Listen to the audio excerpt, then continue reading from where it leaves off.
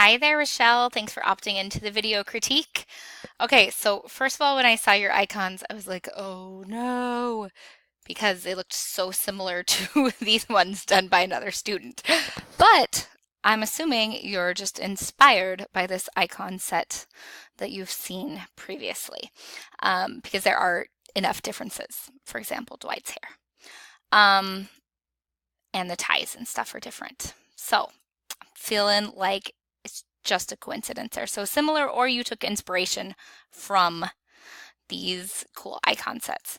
But these look amazing. They look really, really good. I love the things like the ties, how well you've done them, the amount of detail and like the sleeves and everything. I'm assuming you've probably worked in this program before because these are very, very good. They're very consistent.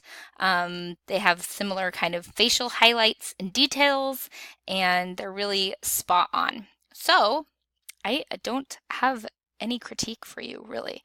I think these are awesome. Maybe Dwight's hair is a little too wispy comparatively.